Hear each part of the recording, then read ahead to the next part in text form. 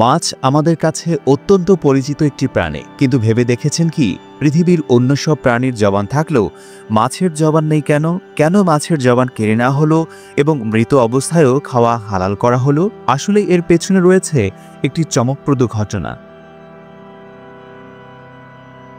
একবার হজরত আলী রাদিয়াল্লাহু তাআলা আনহুকে এক ব্যক্তি প্রশ্ন করলেন, হে আলী, পৃথিবীর অন্য সব প্রাণীর জবান থাকলেও মাছের কেন জবান নেই এবং মাছ কেন পানিতে বসবাস করে? জবাবে হজরত আলী রাদিয়াল্লাহু তাআলা আনহু বলেন, মাছেরও জবান ছিল এবং তারা কথা বলতে পারত, কিন্তু তারা নিজেদের ওপর জুলুম করার কারণে মহান আল্লাহ তাআলা তাদের জবান কেড়ে নিয়েছেন। পরে ওই ব্যক্তি আবারও প্রশ্ন করলেন, হে আলী, মাছেরা নিজেদের ওপর কি জুলুম করেছিল?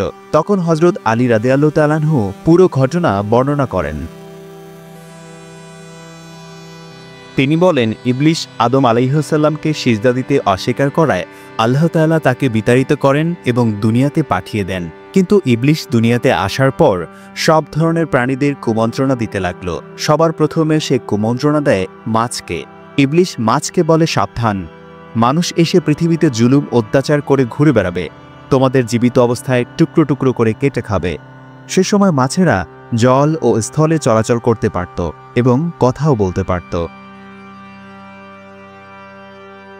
মাছেরা ইবলিসের এই কথা শুনে সমুদ্রের অন্যান্য প্রাণীদের মানুষের বিরুদ্ধে এসব কথা বলতে এবং সবাইকে একত্রিত করতে লাগলো। তখন মহান আল্লাহ তাআলা মাছের কথা বলার ক্ষমতা কেড়ে নেওয়ার পাশাপাশি স্থলে চলাচলও বন্ধ করে দেন। এরপর থেকে মাছ আর কথা বলতে পারে না এবং শুধু পানিতেই বসবাস করে। শুধু তাই নয়, মাছের জন্য মহান আল্লাহ তাআলা নতুন একটি বিধান জারি করেন, তা হলো মাছ জবাই করে খাওয়ার প্রয়োজন নেই। তাদের জীবিত কিংবা মৃত উভয় অবস্থায় কাটা যাবে এবং খাওয়া যাবে। মূলত মাছ ছাড়া অন্য কোনো প্রাণী জবাই করার আগে মৃত অবস্থায় খাওয়ার জায়েজ নেই। এজন্য অন্য সব হালাল প্রাণীকে আল্লাহর নাম নিয়ে জবাই করার বিধান থাকলেও মাছের ক্ষেত্রে তা প্রযোজ্য নয়।